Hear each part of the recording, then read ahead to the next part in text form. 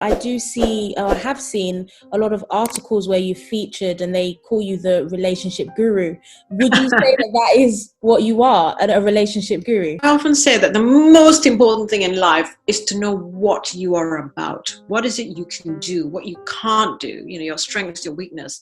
What do you want out of life? What don't you want out of life? What are your boundaries? If you understand you, then you can then say, actually, I want to do that because that's what I like. I don't want to do that because that's not what I like. Rather than just saying, oh, I want to do it all. It doesn't work like that. Same for choosing a life partner as well. I was obviously a mother with quite young children, and actually it was quite tough, being a mum with young children. I was a single mother as well at the time. So trying to juggle my work and the children and politics was no mean feat. In my time as a divorce lawyer, I have discovered that a lot of people go and have a divorce, often not knowing what divorce is about. Hello and welcome back to my channel. So, have you ever wondered why some women appear to have it all? Have you ever thought about getting into politics? Or have you ever tried to understand how you could balance multiple careers at the same time? Well, today I'm joined by Sheela Mackintosh-Stewart, who is a family lawyer, a philanthropist, and also known as the relationship guru. So we're going to talk about everything that I've just discussed above in this video. So stay tuned. Very, very nice to see you today, and thank you very much for having me on your program. My name is Sheela Mackintosh-Stewart, as you said in your introduction. I wear a lot of hats and I do a lot of things. I'm a jack of all trades. And so at this time of COVID-19, which is a very testing and anxious time for a lot of people, I'm trying to make some hay while the sun shines as well. I read something recently where I think it was Will Smith's wife, Jada Pinkett Smith, said that during this time she's learned new things about Will that she didn't even know about before. Do you feel that that's the same with you during this time? With my family? With your family? I think we don't, inevitably, like a lot of families, we don't spend a lot of time together. The girls are busy, living their lives, as a 20-year-old, living life to the fullest in London, working, studying.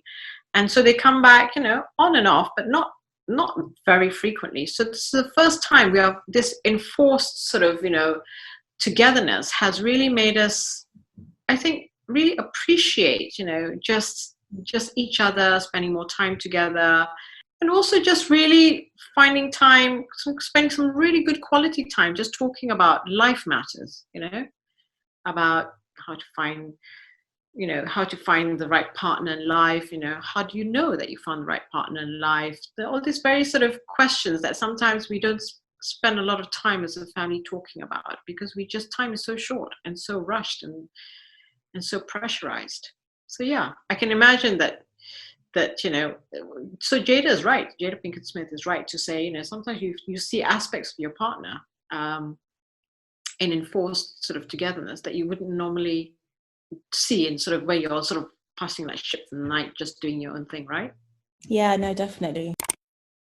So I'm by profession a lawyer. So I do I'm a family lawyer. So I have been spending some time working with some clients who are going through quite a difficult time during this lockdown, being cooped up with sometimes abusive partners, which has not been particularly good. It's been quite tricky. So I've been helping them with some of that. And obviously some of my clients who are obviously in lockdown having some of their problems, their family problems or domestic problems become more exacerbated during this time. So they are trying to find a way through this difficult time with partners that they're not particularly getting on with. So I spend some of my time doing that.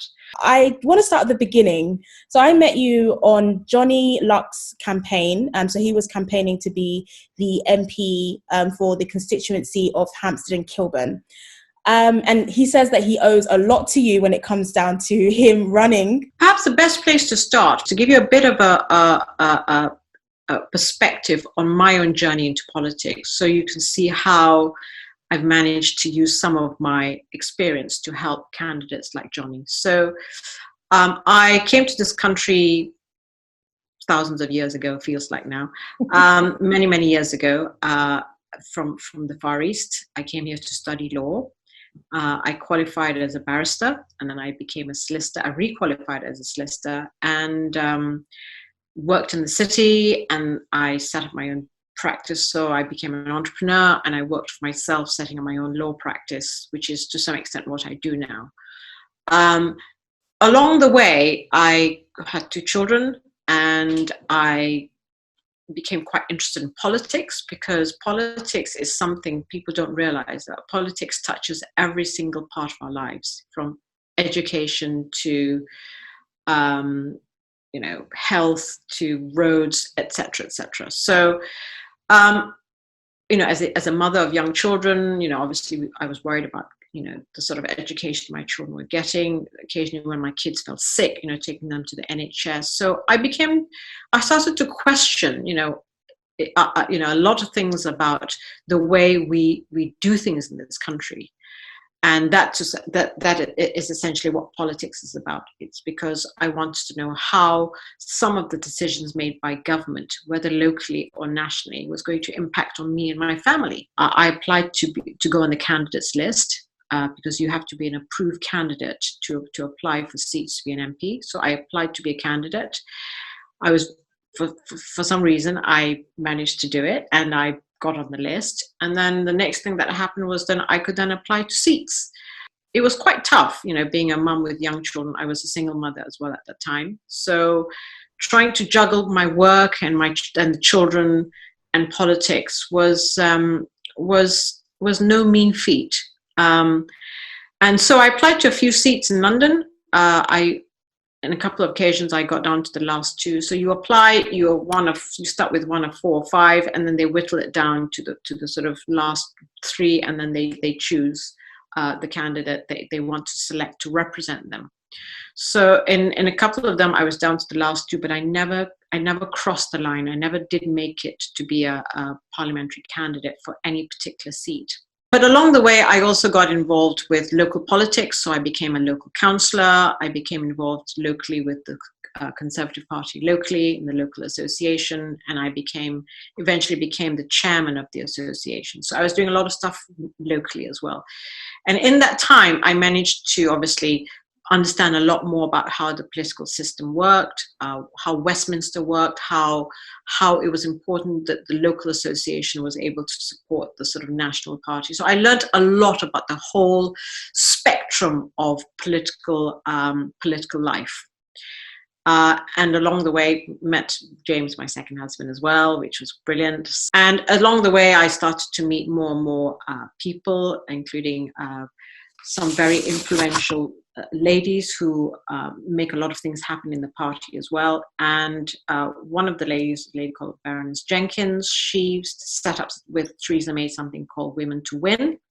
And Women to Win very much wanted to address the whole issue of the lack of women, or the lack of more women in the Conservative Party. So along the way, Anne said to me, will you come and join Women to Win? And so I said yes. So I helped her to start to do a lot of coaching with a lot of these women who wanted to be politicians. So we teach them how to answer Q&As better, how to do public speaking better, how to do their selection meetings better. So I now sit on Anne's Women to Win advisory board for Women to Win. So that's one thing I do. And then along the way, I also set up something called the Conservative Friends of the Chinese. Again, today there's only one Chinese MP in the House of Commons, and one member of the House of Lords, a Chinese member of the House. So we have only 2 parliamentarians, which sounds crazy, right, for something like 600,000-700,000 Chinese people in this country. If you're fairly new to this, you don't know how you join all the dots, right? So whereas I can see the whole picture. So if you come into me and says, I want to be involved in this, I can plug you into that, because I know what the whole picture is. And it's taken me years to build up that picture. So you did mention initially about your your career or your main career when it comes to family law. If you could tell us more about your career in family law, that would be great. In my time as a divorce lawyer, I have discovered that a lot of people go and have a divorce, often not knowing what divorce is about. So you have a typical couple who are really miserable. They said, "Oh, I really, don't like the cut of your cloth, and I'm really bored of this. I'm going." But a lot of them haven't really quite understand the impact, the financial impact, the emotional impact, the practical impact of parting. And sometimes when they go to a solicitor, a solicitor inevitably will say, well, actually, it's not my job to look at the whys and wherefores as to why your relationship's broken down. I'm going to deal with the breakup of it. So they then start with a divorce. And again, I've come across many clients who say, well, actually, halfway through a divorce, I wish I hadn't done it. I wish I had understood better what divorce was about before taking a step on that road. So that's really gave me the idea to maybe just help a lot of couples find a way to have that information early on rather than halfway through the divorce. And that's how my whole business was sort of set up, was to provide a very independent service where people could come to me and really pick my brains about what divorce involved, what they're likely to walk away from in terms of family relationships, in terms of children, how would that work, in terms of money, how would that work, in terms of housing, do they need to sell the housing? So I give them a very good bird's eye view at the very start. And so this is today what I continue to do. So I also have couples who say, well, actually, I don't want to have a divorce. With lawyers, will you help me? Will you sit down with my partner to just, come up with a sort of settlement that we can both work with without giving a lot of money to lawyers? So I also do a lot of stuff like that as well. I have seen a lot of articles where you featured and they call you the relationship guru. Would you say that is what you are, a relationship guru? Well, it's a nice title to have, to be called a relationship guru. I know quite a lot of stuff. I've been around for the last 25 years doing this. Along the way, I've picked up a lot of stuff, and I have a lot of information I can share. And I like to think that I'm able to make a difference in people's lives in many, many ways, not just for people like Johnny in politics, but a lot of people who are struggling with their own family lives and their own relationships as well. Even if they can walk away from me with one good tip, that's one good tip they didn't have before, right? And if each of us can learn one good tip and pass on that good tip to another person, we can change. We can change nations. I remember when we spoke, we mentioned, we were talking about various reasons why people can get to the point where they want to get a divorce. And one of the things that we said was, do we truly believe that women can have it all? Do we? Oh. Yeah, and we went into, I remember we had a big discussion about that. And I still don't know if I left thinking if they could, but I feel like you were convincing me otherwise. But I wanted us to talk about it today. Do you think women can truly have it all? They can have the marriage, the children, the successful career, the house they've always wanted, everything. And do you believe that women can have it all? I think that women could probably have it all at different stages of their lives. Like, I don't think at that specific point that they have said they wanted to have it all that they could, but I think at different stages you can grow to have it all, but not with the time frame that you think is possible. That's what I think. That's a good answer. I think you're absolutely right.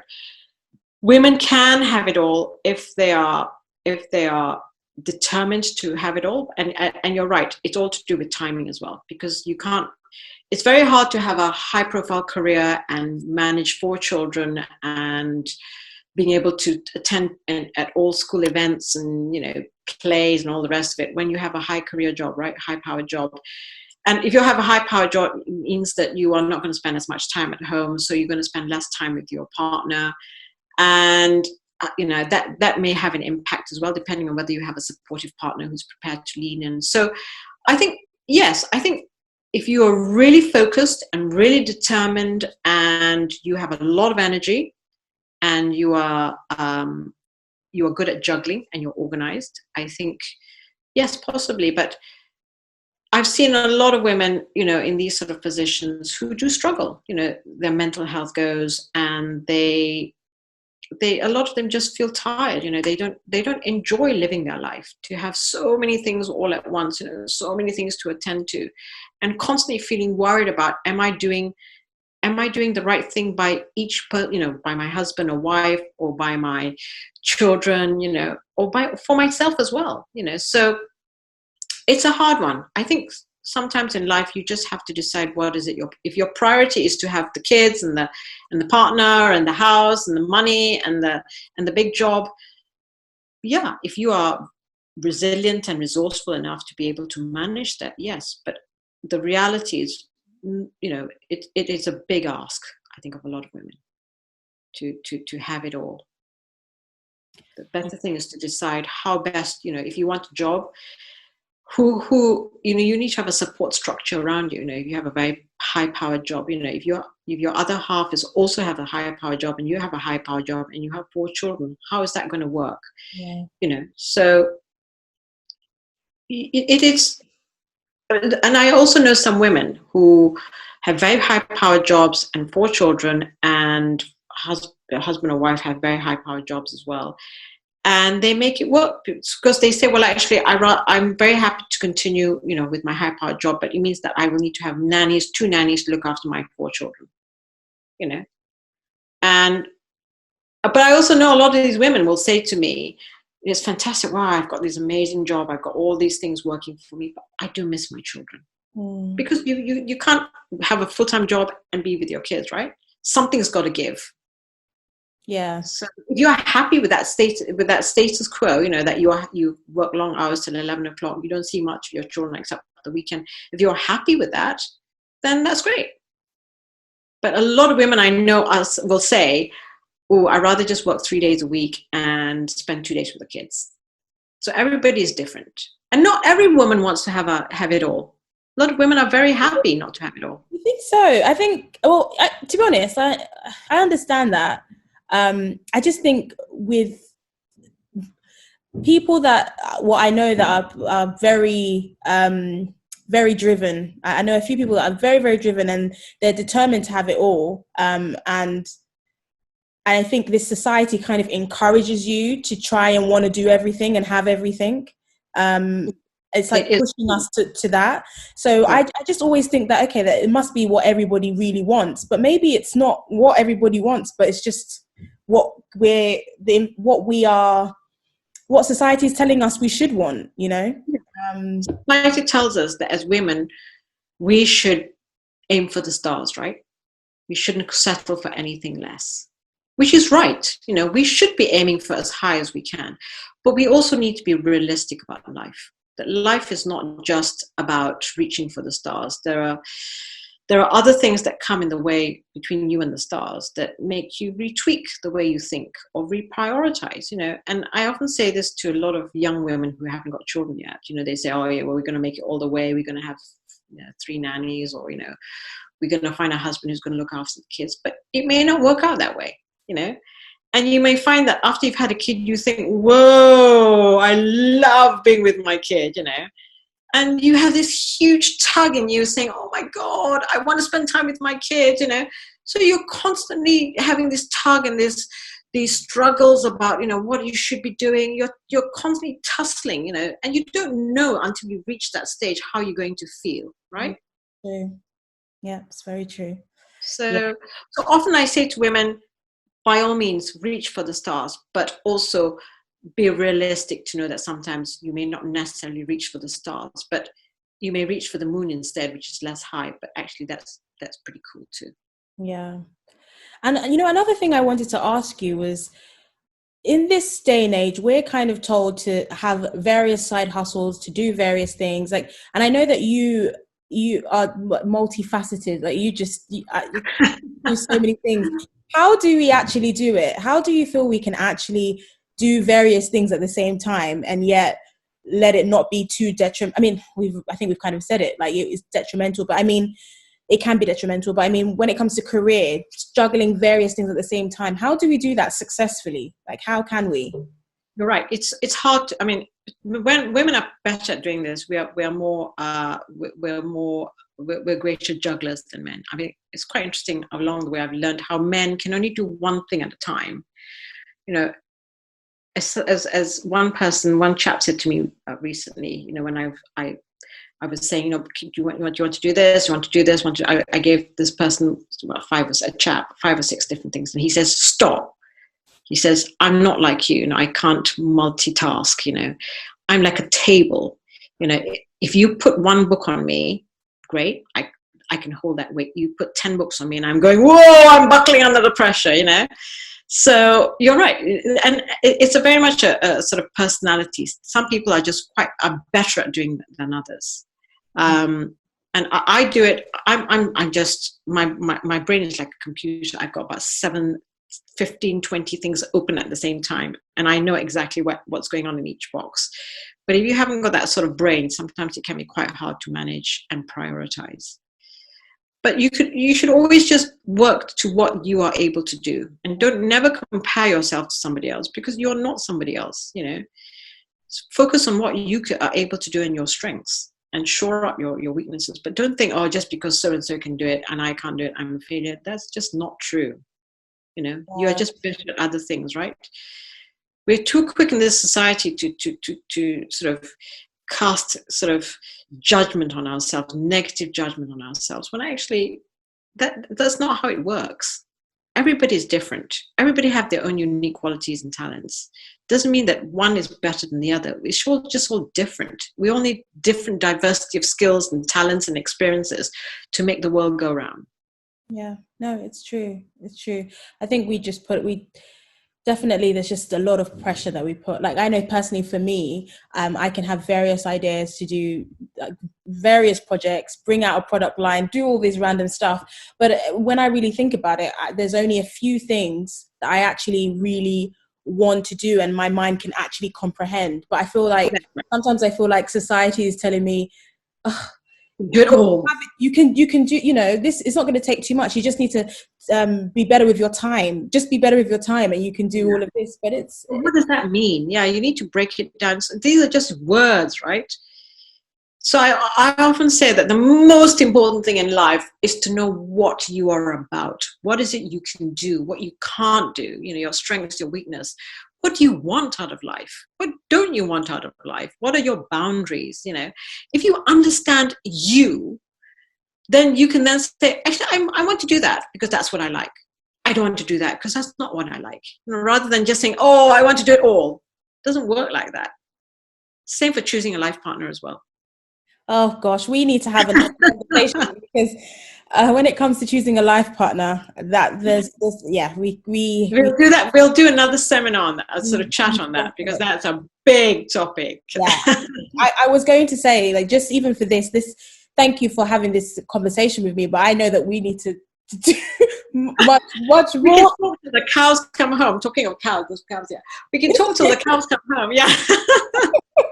Yeah, no, we need to.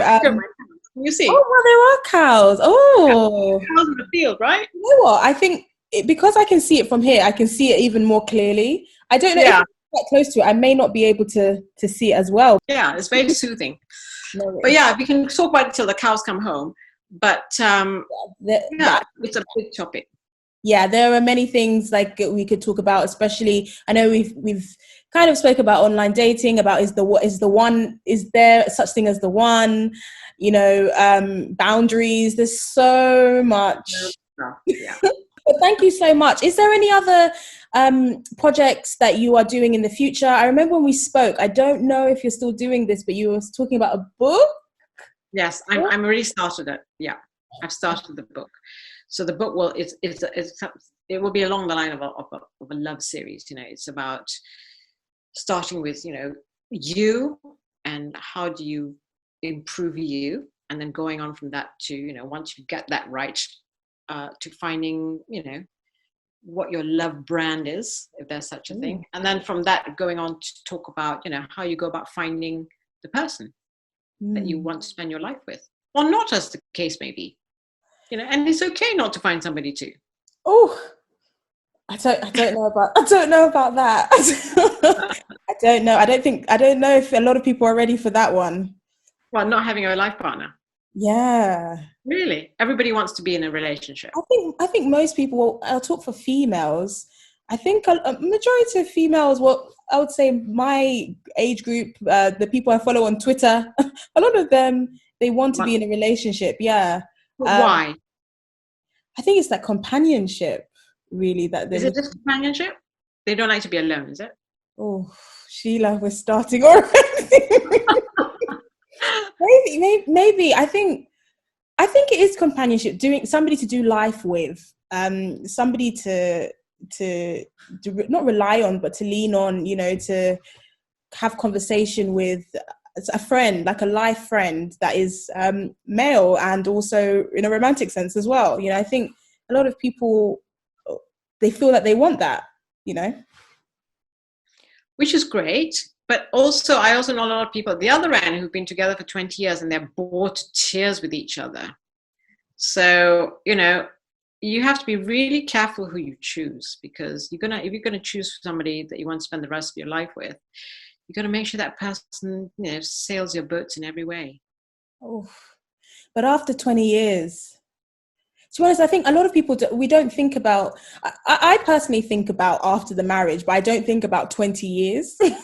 So and that's another ball game, because I think that's really important, because 20 years, but some people will say to me, actually, today marriages is not going to last that long. So you shouldn't be looking at 20 years. You should be looking more like 10 years and review after 10 years.